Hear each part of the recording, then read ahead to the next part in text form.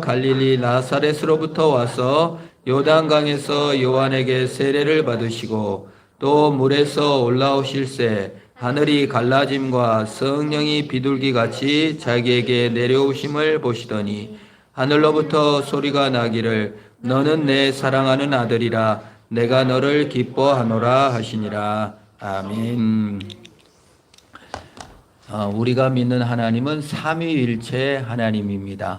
삼위일체 하나님께서 언제 가장 강하게 역사하셨습니까? 천지를 창조하실 때 삼위일체 하나님께서 나타나셔서 천지를 창조하시고, 복음이 시작하는 신약 성경에 삼위일체 하나님이 세 분이 분명하게 나타나는 장면이 예수님의 세례 장면입니다.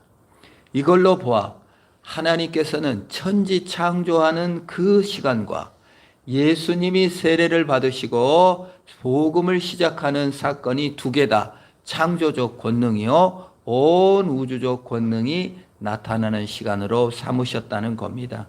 천지 온 우주를 창조하는 그 시간도 너무 귀하고, 이제 복음에 시작하여 타락한 인간을 새롭게 하는 시간이 너무너무 귀해서 두 개를 똑같이 표현하고 있어요. 특별히 성령이 그렇습니다. 창세기 1장 2절에서는 성령이 수면 위를 운행하셨다라고 기록하고 있어요. 이거는 비둘기가 날개를 퍼다 이런 뜻도 있고, 이렇게 엄마가 아이를 임신하여 배로 품듯이 품었다. 암탉이 병아리를 확 품었다. 이런 의미가 있습니다. 근데 오늘 성령께서 예수님께서 세례 요한의 세례를 받고 물 위로 올라오실 때 하늘이 갈라지고 성령이 비둘기같이 임했다. 그 말은 뭐예요? 날개를 폈다. 그 말이에요. 안았다. 그 말이에요. 암탉처럼 안았다. 그 말입니다. 우리 여자분들은 아기를 낳잖아요. 그러면 10달 동안 아기를 뱃속에 품고 영양분을 공급하고 또 먹을 것을 먹이며 이거를 품고 나는 아니에요. 다른 생명을 낳기 위해서 온갖 헌신을 다해서 아기를 낳습니다. 그래서 전 세계인들이 가장 좋아하는 말이 엄마라는 거예요. 아빠는 1위, 2위, 3위, 4위, 5위까지도 없대. 왜? 엄마는 품고 희생하고 다 주기 때문에 그런 거예요. 성령이 창세기 1장 2절에 날개를 펴고 운행하고 안았다. 그 말이랑 신약시대에 예수 그리스도께서 세례받고 올라오실 때 성령이 비둘기같이 안았다. 그 말입니다. 너무 정감 있는 표현이에요. 암탉이 병아리를 꼭꼭꼭꼭꼭 모아서 날개 안에 품었을 때 얼마나 정이 넘치는 소리입니까? 엄마가 아이를 딱 안았을 때 얼마나 정이 넘칩니까? 어렸을 때 집에 가서 엄마! 뭐 엄마가 특별히 해주는 거 없어도 엄마가 집에 있으면 그렇게 마음이 평안하고, 가방 엄마가 없다고 하면 엄마 어디 갔나 불안하듯이. 성령께서 온 구원 사역을, 성령께서 천지 만물을 할 때 다 품고 안고 역사하신 것이 우리 마태, 마가, 누가, 요한 예수님의 세례 장면 때 삼위일체 하나님께서 등장하셔서 함께 하시는 것입니다. 타락한 인간을 구원하실 때 성령께서 안고 역사하시는 거예요. 우리 하나님이 전능하신 하나님이라고 하잖아요. 근데 우주 창조하실 때 그냥 말씀으로 창조하셨다고 하지만 빛이 있으라 하시기 전에 운행하셨다고 그랬어요. 이거 품고 아신 거예요. 우리가 엄마가 아기 쑥쑥 난다고 하지만 남자분들은 잘 이해를 못하죠. 입덧해야죠. 엄마 노심초사하죠. 저 보건소 가서 주사도 맞아야죠. 약 조심해야죠. 감기 걸려면 감기약도 함부로 먹으면 안 되고, 얼마나 노심초사 10달간 애를 쓰잖아요. 이게 창조의 기쁨이요 낳는 수고입니다. 우리 하나님께서 심혈을 기울여서 우주를 창조하셨고 구원 역사를 하실 때 심혈을 기울여서 안고 적용하고 역사하신다고 믿으셔야 하는 겁니다. 우리 뭐 쉽게 그냥 막 믿는 것 같지만 얼마나 많은 사람들이 기도하고 막 이렇게 했을까요? 제가 두방 마을에 우리 전도를 다녀서 그때 교인들이 몇 명 나왔는데 어느 분을 만났어요. 권사님. 그랬더니 이 두방 마을에 예수 믿는 사람이 한 명도 없어가지고 10년간 매일 기도했다는 거예요. 그러더니 이제 믿는 자가 나타났네요. 20만이고만요. 그래서 야, 내가 전도 댕긴 줄 알았더니 하나님 그렇게 20년간 기도하는 사람도 있구나라는 생각을 했습니다. 하나님께서 그런 정말 품고 안고 애를 써서 천지를 창조하시고 구속사역도 그렇게 하신다는 역사를 보게 되는 것입니다. 특별히 우리 예수님께서는 이제 성령께서는 운행하셨다. 비둘기처럼 나타나셨다. 품었다. 그 말입니다. 그래서 우리가 전도할 때 품어야 되는 거예요. 암탉이 알을 품고 이렇게 있잖아요. 그리고 품지 않으면 절대 깨어나지 않습니다. 20일이고 20 며칠이죠. 암탉을 안 품으면은요 그냥 골거나 그냥 식탁에 반숙으로 하나 먹는 걸로 끝나지만 품고 또 품고 사랑으로 품으면 새 생명이 되는 줄 믿습니다. 우리 전도 대상자들이 사실 정말 아주 그냥 생고금하고 찔러도 피 한 방울 안 나온 사람들이 얼마나 많은지 몰라요. 붕어빵 전도도 하면 1년, 2년 가도 뭐 그냥 아무 효과도 없는 것 있을 수 있어요. 그러나 여러분 성령께서 품으시고 우주를 창조하시고 성령께서 구속사역을 이루실 때 비둘기처럼 임한 것처럼 또 품고 또 정말 그 적용시키고 그 통하여 하나님께 영광을 돌리며 창조주의 영광이 그때 드러나는 거예요. 품을 때 드러나요.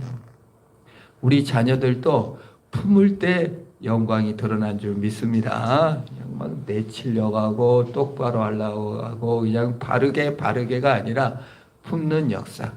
엄마는 나를 품어주지.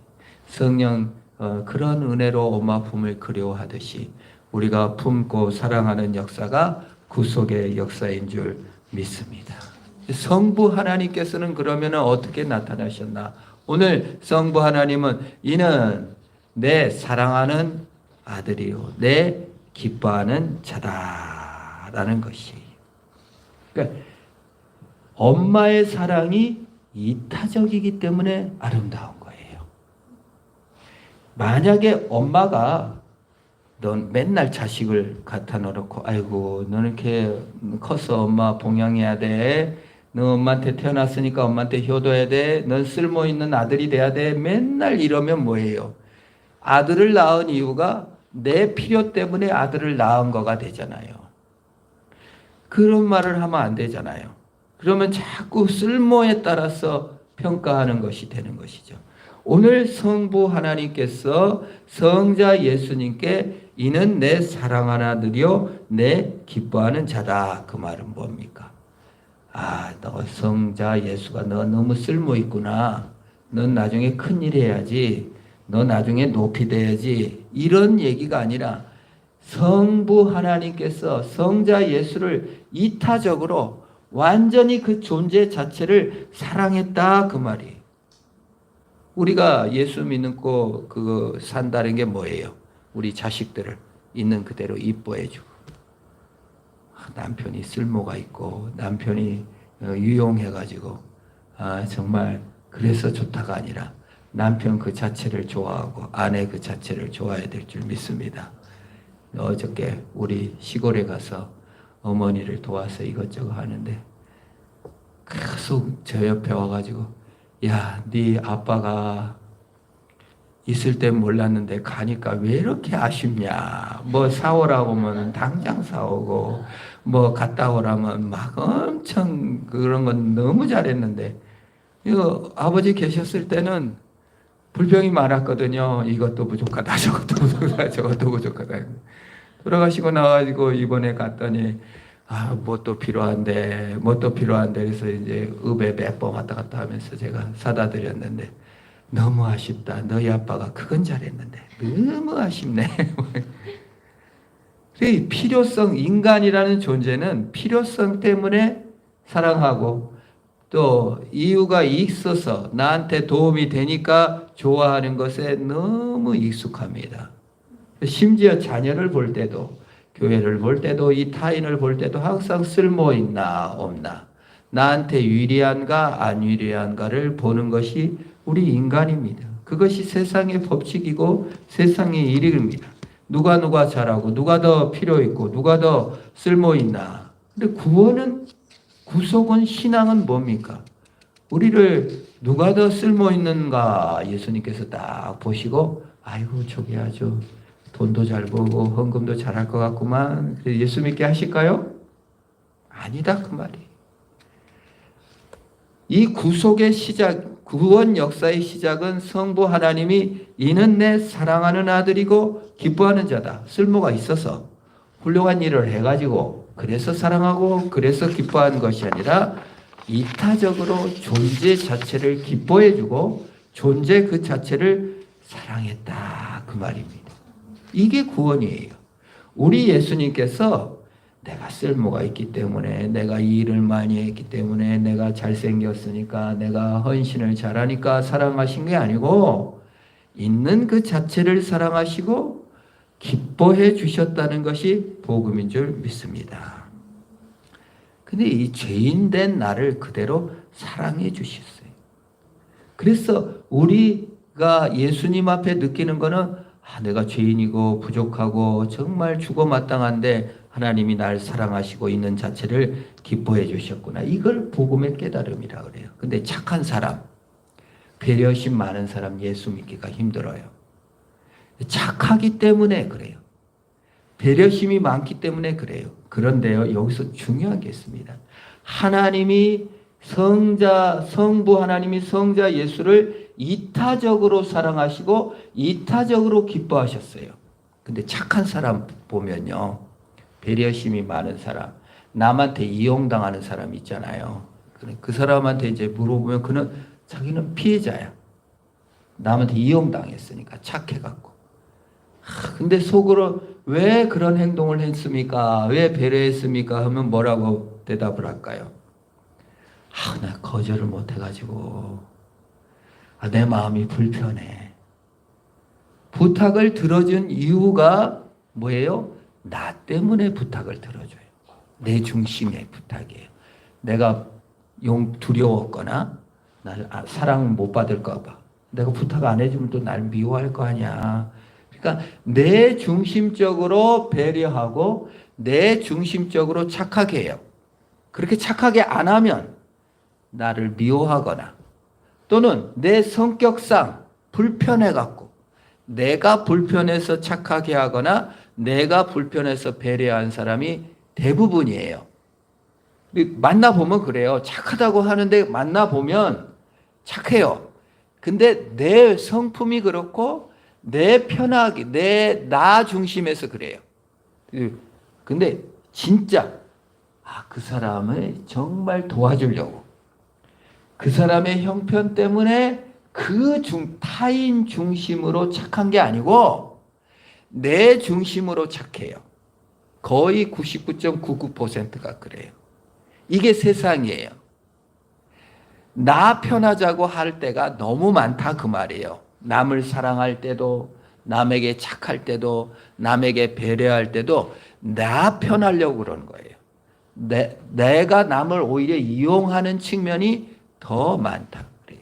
비겁함이나 두려움 때문에도 그런데 그 비겁함이나 두려움이 내 중심이지 그 사람을 위하는 마음은 아니라 그 말이에요. 오늘 성부께서 성자에게 이는 내 사랑하는 아들이요 그를 기뻐한다는 것은 완전한 이타심적인 얘기예요. 우리가 천국을 못 가는 이유는 무엇입니까? 내 중심에서 벗어나지 못하면 결단코 천국을 가지 못하는 거예요. 내가 죄인이다. 예수 그리스도께서 나를 이타적으로 사랑해 주셨다는 것을 받아들이는 것이 구원이에요. 근데 우리는요, 나 편하자고 예수를 믿는다? 그건 아니에요. 그건 구원이 아니에요. 예수님이 나를 사랑하셨다는 것을 믿는 것이 구원이지, 내가 예수를 이용하려고 하는 구원은 가짜 구원이다, 그 말이에요. 그러니까 이게 아주 중요한 개념이에요. 우리가 착한 삶을 살면 교회 다닐 필요가 없다고 생각하는 가장 큰 이유는 내 중심주의예요. 그게 죄예요. 내가 죄가 없어요. 착해요. 근데 그 착함이라는 것이 바로 죄예요. 내가 신이고 내가 구원의 방법을 선택했고 나 편하려고 하는 마음이 죄의 근본이다, 그 말이에요. 내가 하나님을 조종해야 되고 내가 원하는 구원을 이루어야 되겠고 내가 선악을 알게 하는 나무 열매를 먹어서 하나님같이 돼야 된다고 하는 것, 그것이 죄예요. 착하죠? 아유, 하나님 불편하시니까 내가 좀 지배해 보겠습니다. 그렇게 생각할 수도 있죠. 자기 중심이라는 거예요. 내 생각에는 요게 편해. 내가 왕이 돼야 돼. 내 중심주의를 죄라고 하는 겁니다. 가장 무서운 죄죠. 그래서 학자들이 천국에는 이타심의 나라고 지옥은 나밖에 없다는 거예요. 나밖에. 옛날 비유에 천국에 갔더니 식탁이 탁 펼쳐져 있고 너무 멋진데 숟가락이 이렇게 2m가 있더래. 근데 다 살쪄 있어. 서로 떠먹여 주느라고 2m짜리 숟가락으로. 이타심의 나라가 천국이라는 거예요. 근데 지옥에 갔는데 똑같더래. 밥도 많고 치킨도 많고 피자도 많고 다 많은데 수저가 2m 똑같더래, 환경은.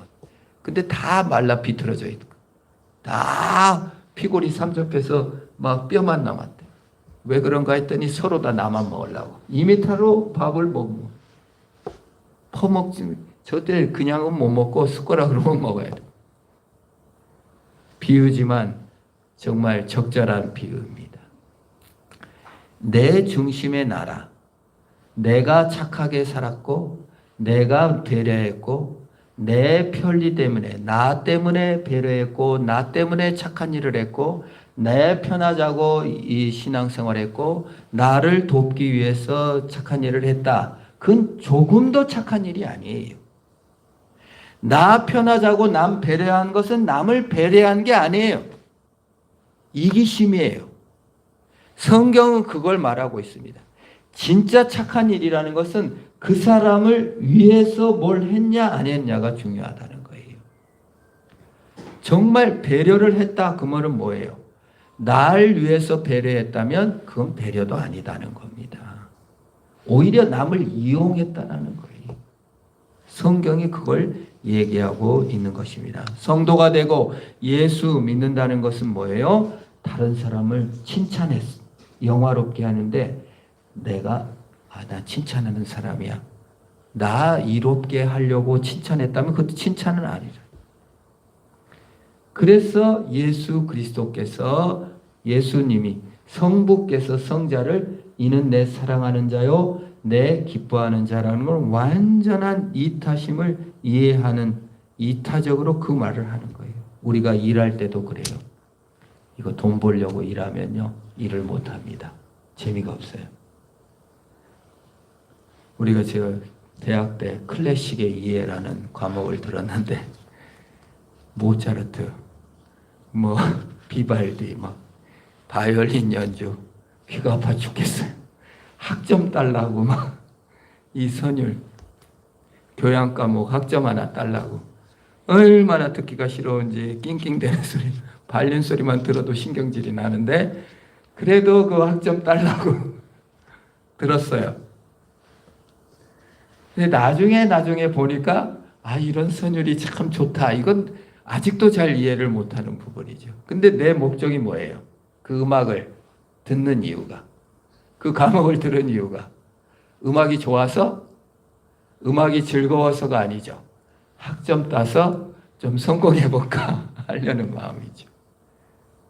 우리가 하나님을 믿을 때 어떻게 믿습니까? 하나님 그 자체가 좋고 하나님 그 자체가 사랑스러워 믿습니까? 하나님 믿으면 잘 되니까 믿습니까? 내 중심적으로 하나님을 믿고 있다면 그거는 잘못된 신앙이라는 거예요. 신앙도 아니다는 거예요. 이웃에게 착하게 하고 남을 배려할 때 내가 불편하니까, 내가 무서우니까, 내가 비겁하니까, 또는 내 성격이 그러니까 해서 착하게 배려를 했다면 그거는 착함이 아니라는 거예요. 그 사람 자체를 좋아해 줘야 된다는 거예요. 예수를 믿을 때 예수님 그 자체를 좋아하지 않는다면 그는 예수를 안 믿는 거나 마찬가지라는 거예요. 구원의 시작에서 성부께서 이는 내 사랑하는 아들이요 내 기뻐하는 자다. 우리의 목표가 뭡니까? 하나님 그 자체를 사랑하고 하나님 그 자체를 기뻐하는 대로 나가야 될 줄로 믿는 것입니다.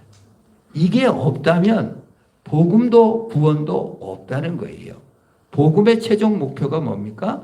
하나님을 있는 그대로 사랑하고 하나님 그 자체를 기뻐하는데 나가야 된다 그 말입니다. 근데 그게 갑자기 안 오죠. 저도 클래식 이에 막 계속 귀가 아프도록 듣다 보니까 어떤 선율이 나올 때 나 이거 들은 적 있어. 이게 정말 좋구나를 알게 되는 거예요. 예수의 복음을 자꾸 듣고 성경을 듣고 신앙생활 하는 이유가 무엇입니까? 그냥 바로 죽어서 천국 갈 수도 있지만 주님 그 자체가 좋은지 그 자체를 기뻐하는 데까지 우리가 나아가는 것입니다. 이게 구원이에요. 우리가 예수님 사랑한다. 그 말이 하나님 그 자체가 좋아야 돼요.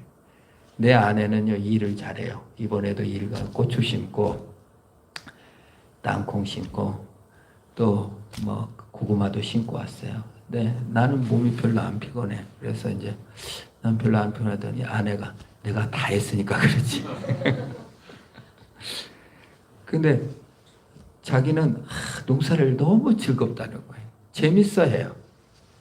그러니까 더 일을 잘하더라고요. 저는 억지로 부인한테 끌려가가지고 하다 보니까 능률도 안 오르고 그런 것 같아요. 제가 하나 깨달은 게 있어요. 예수 믿을 때 끌려다니지 말고 주님 그 자체를 사랑해야 진짜 신앙이구나. 겉모습은 똑같아요. 진짜 주님을 기뻐하는지 사랑하는지 어떻게 알겠습니까? 일하는 거는 동네에 볼 때는 똑같지만 아내는 기쁘게 하고 나는 억지로 하고 누가 행복한 자입니까? 아내가 행복하죠. 예수 믿을 때 예수님 그 자체가 기뻐야 돼요.